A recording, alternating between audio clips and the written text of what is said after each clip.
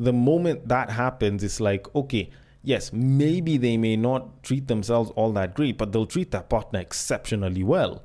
And when you see stuff like that happen, it is proof that it's not that the guy probably doesn't want to, he's just never really done it as much, so it's still fairly foreign to them. So maybe, just maybe, the royal penis is clean, Your Highness. welcome to the Breakdown Podcast, where I talk about love, sex, and relationships from a guy's perspective, as well as a bunch of other guy shit. The man on the mic is a man who likes his women the same exact way he likes his yogurt. He is also a man who may include jumping to conclusions to his cardio routine. It is none other than your tall, dark, and mildly handsome man, Sir Denver B. And I am back to speak about dating. Because, well, I was so into love, I realized I skipped the dating part, so why the fuck not? Also, the topics that I hear just seem to line up with it, so why the hell not, you know? And you know, considering that you've been listening for the past couple of seconds, you know, you can listen to the end of the episode, because, you know, why the hell not? Just saying. But all in all, thank you so much for listening. I hope you listen all the way till the end. And should you like it, should you not like it, should you want to give a different kind of feedback, or should you want to suggest a potential topic for me to discuss on this podcast, then you can hit me up via the social media links in the description. They rarely ever change, because my DMs are always open, and I would be more than happy to handle whatever it is that you throw at me, provided that it's sent with love, because I don't know why, some of y'all just don't have any. And even when it comes to dating, it's like some of y'all just seem to not have the right idea on what exactly you should and or shouldn't do. But considering that nowadays the dating market just seems to be pretty shit for a lot of people, and considering that nowadays it's like the syllabus on dating is not what it used to be like in the 50s or even 20 years ago or even 10 years ago, like I feel like there's a lot more that we need to refine here. And that is what I intend on doing. Or at least that's what I believe I will be doing throughout the course of this episode. And I want to kick things off before I get to the main topic by speaking on something that someone who is supposedly a mindset coach and a counselor of sorts was saying when it came to dating guys.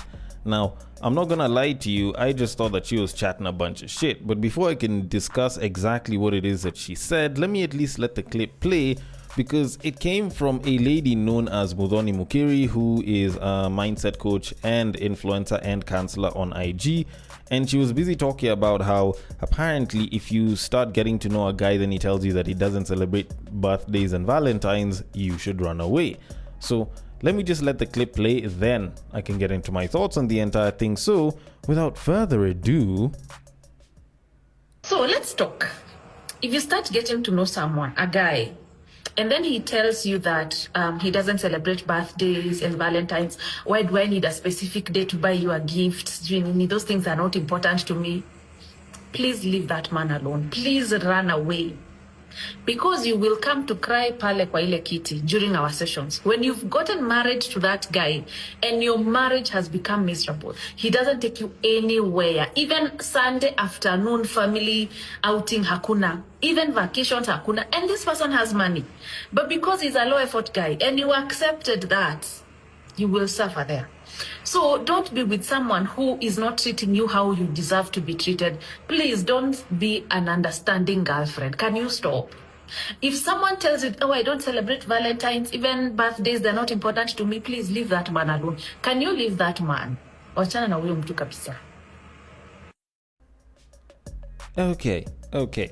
So apparently, if as a man, I do not celebrate birthdays, or at least my birthdays, and I do not celebrate Valentines, I am low effort and I should be dropped and women should run away from me.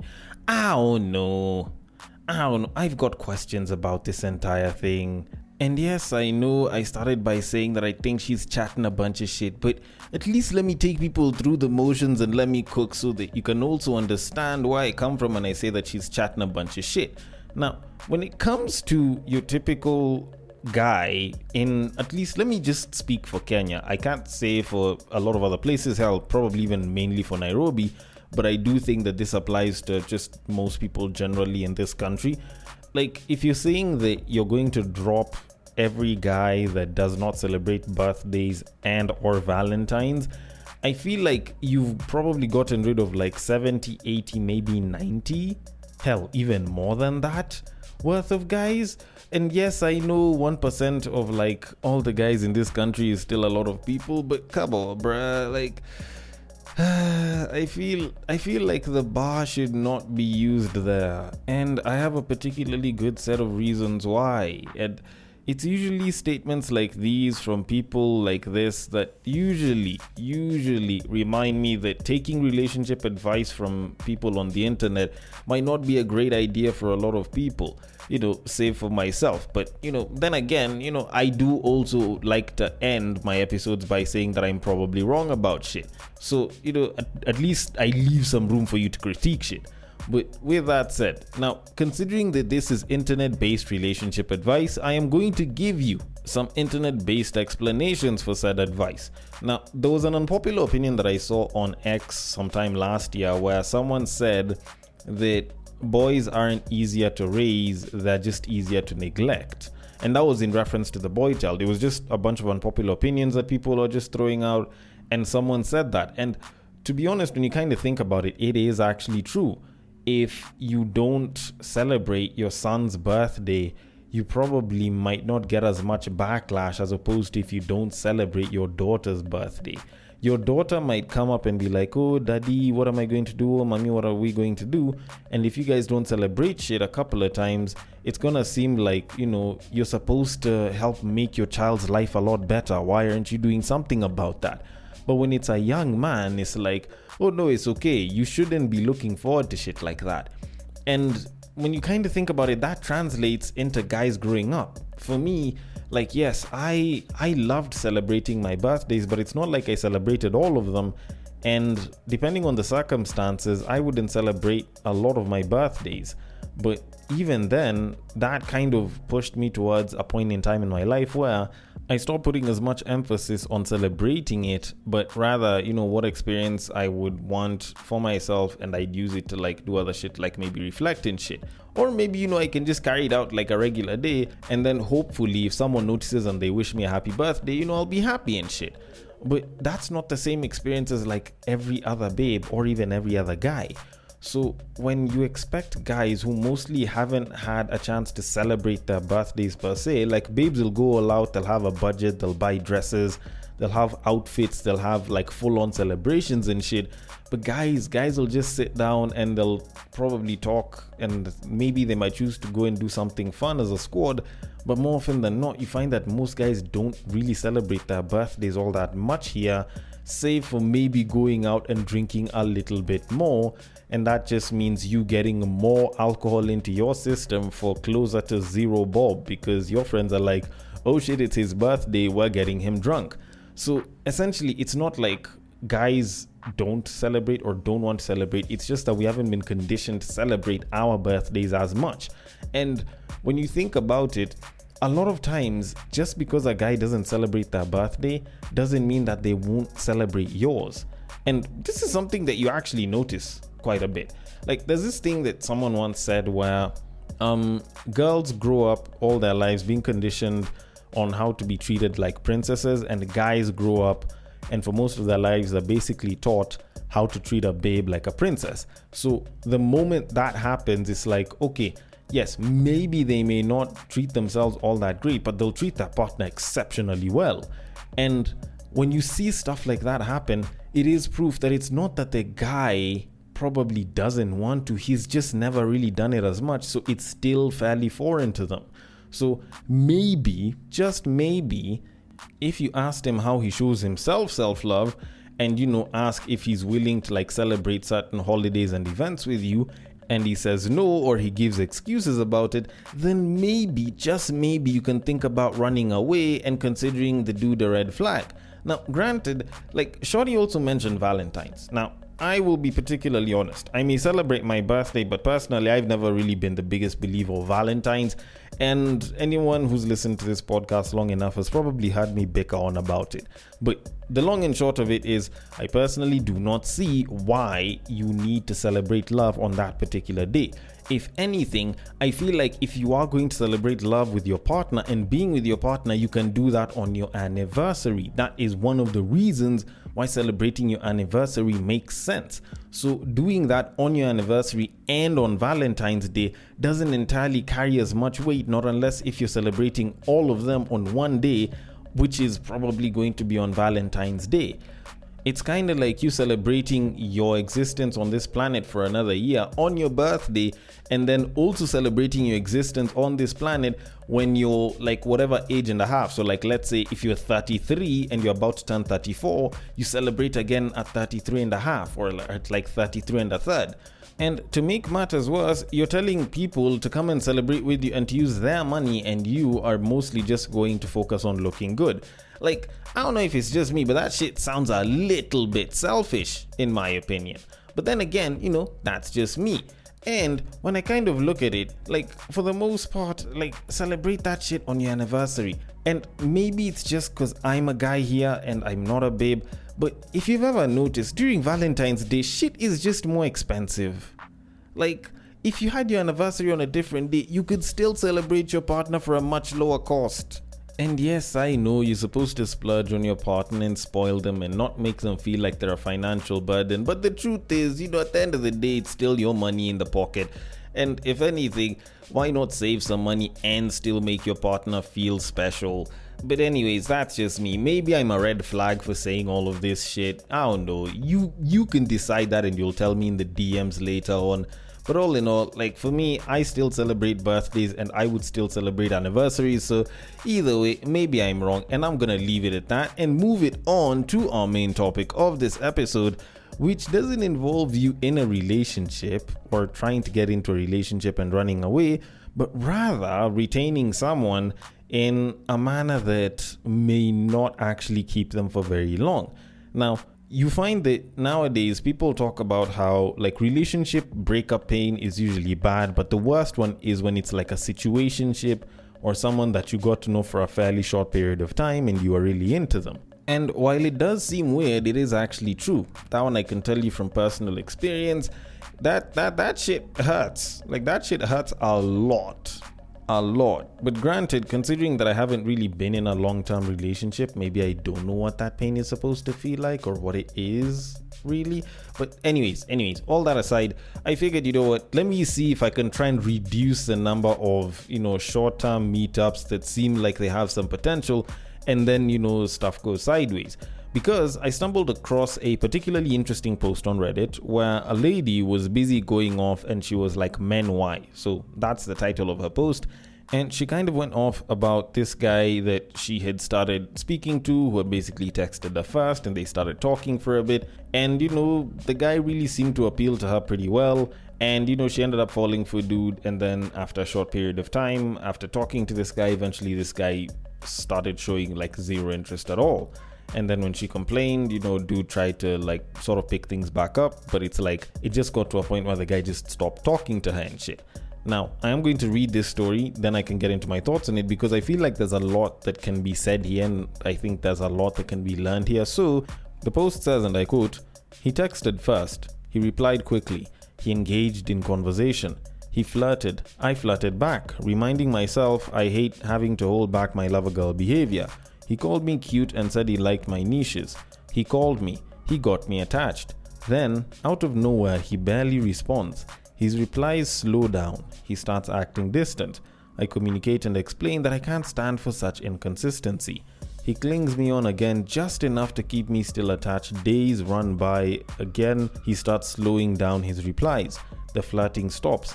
He cuts me off, claiming that he was busy and he'll text me when he can or something. Quote unquote. He leaves. But as a human, you've experienced feelings and they'll cling on for a while. I've spent days asking myself, what if he never reaches out again? Maybe I should just text him one last time. What if he's relieved that I disappeared? Personally, nearly everything I know about love I've known in my long-term relationship with books, and it affects me, I guess. I'm so old and 20, like you said, claiming I have a beautiful old soul but still so young.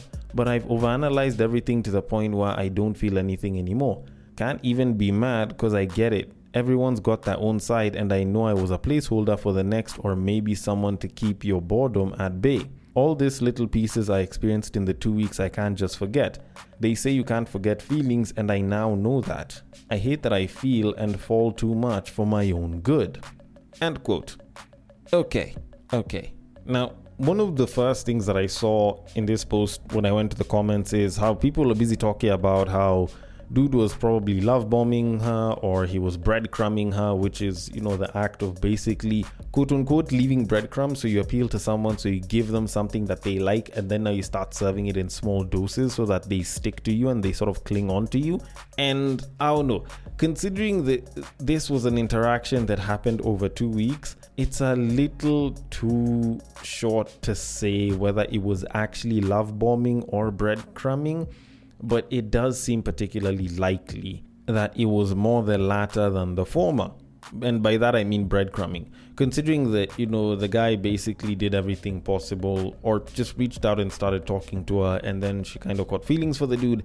And then, the dude kind of reduced the contact and, stopped interacting as much. And when, she kind of started going off a dude tried to pick it back up again and then reduced it slowly by slowly. But all in all, I don't know if it's something that I can completely blame the guy for. Like, I know it's not something that anyone should experience or put someone else through, but at the very same time, like, this seems like a typical situation where dude goes in, has interest in the babe gets interested in the guy, but it's taken a while and a lot of talking, and then the guy just decides, what, it isn't worth it, or he finds someone that he is more interested in and then automatically shifts attention and focus to that person. Like, that's what it looks like to me. Or at the very same time, it could just be dealing with an avoidant who isn't used to physical contact as much, and basically started off because they were excited, and once that excitement kind of wore off, they kind of went back to like their factory settings.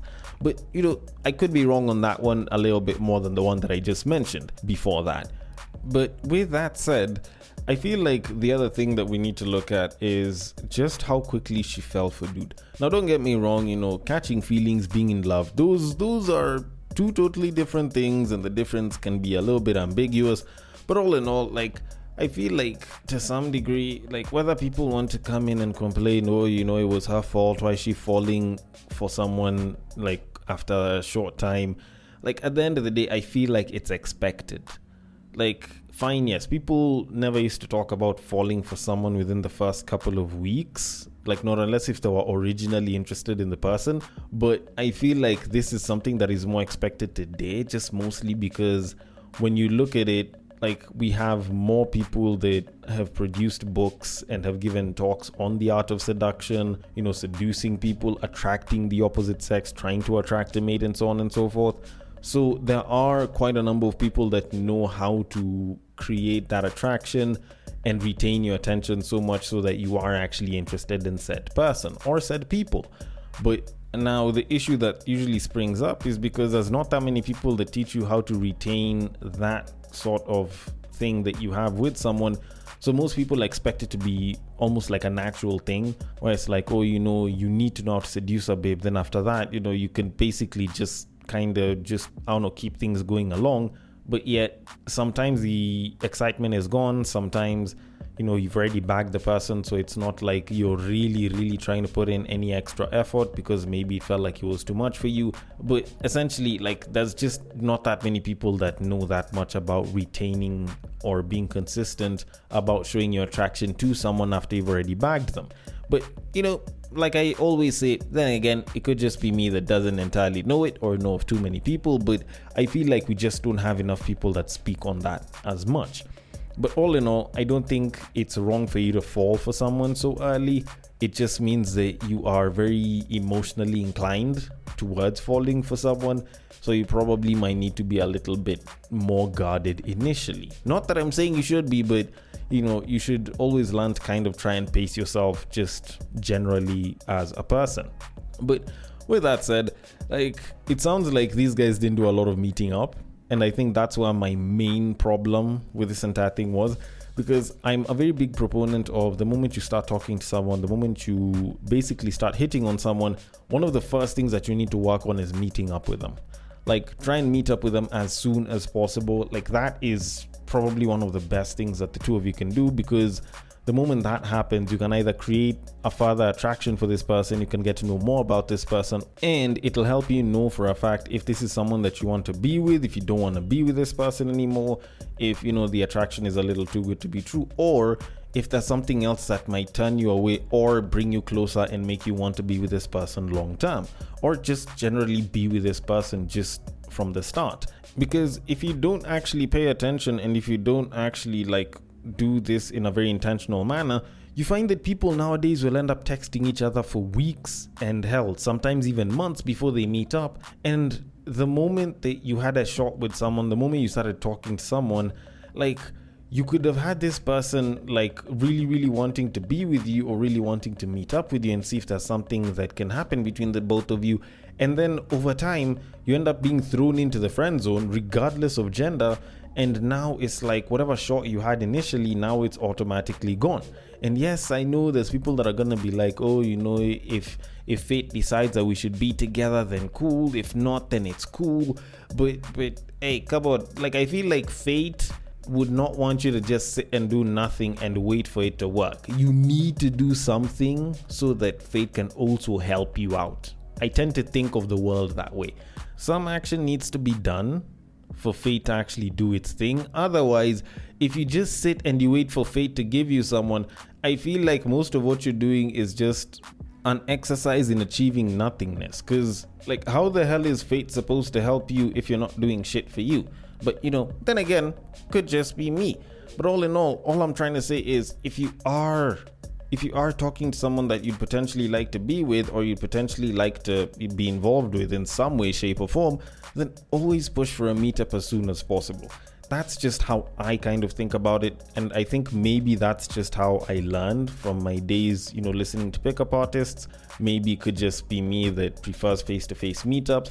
Maybe I'm not digital first, and I'm, as they say, an old soul, so probably I'm looking at it as the old school is the best school. But all in all, the moment you meet with someone physically, there's so much that you can learn about someone. You can learn their habits, you can learn their likes and dislikes, you can learn whether this is the kind of person that you would like to be seen with publicly, or girl that you'd like to be seen with publicly. Because weirdly enough, everyone thinks that, nice, okay, I'd love to be with my shorty just about any single time. If I love them, then I don't give a shit. Then you are in a public situation. Then you start realizing that I don't think I enjoy being in too many public places with her or him. So, pretty premium trick that will save you quite a lot. Always push for a first time meetup, even though it's for an hour or two. A meetup as soon as possible can save you a lot of time, money, and even just heartbreak, I guess. Because when you think about it, it's not like you want to get into a textationship, as people like to call it, which is almost like a relationship with someone that is entirely based on texting. Or you don't want to be in a position where you end up being thrown into the friend zone just because someone that you seemed interested in initially, or was interested in you initially, has automatically fallen for someone else, or has met someone else who has captured their attention a lot better than you have. That's something that we actually want to try and avoid. And essentially, texting itself is supposed to be a buffer for you guys to meet up. It should be the initial thing, much as people like to talk about, it's just the talking stage. Let it be part of the talking stage, yes, but let it lead you towards meeting up at least once or twice, so that you guys can actually see if you guys are really interested in each other the moment you meet. Not through text. Anyone can be good through text. People don't get how tough it can be to actually decipher whether someone is super interested in you on text or not, because my G, we could be texting on IG DMs or even on WhatsApp, and I have it logged in on my PC, and I can have it on my phone. And if at any point I feel like I need a response, or I don't know exactly what to say, I am going to ask my homie. I can ask someone else. Hell, I could even ask another babe to text for me. And they'll end up just telling you whatever it is that they think you'd love to hear. And at the end of the day, that's essentially what trying to hit on someone via text is going to end up entailing. just saying stuff that you think the other person might actually like to hear, as opposed to physically meeting with someone and talking to them face to face in real time, which eliminates a lot of that ambiguity. You don't know if it's someone else talking to you. No. When you guys meet up, you are definitely talking to each other. You are definitely talking to each other. So how to avoid going through problems like this? Try to meet up as soon as possible, essentially within the first couple of days. But if not, just try and ensure that you meet up as early as possible.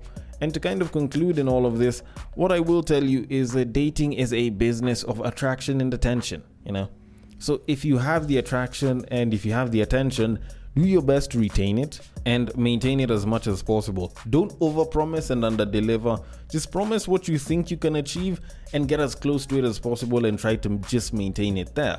If you do lose that attraction and that attention, then there's a very good chance that someone else could pick it up.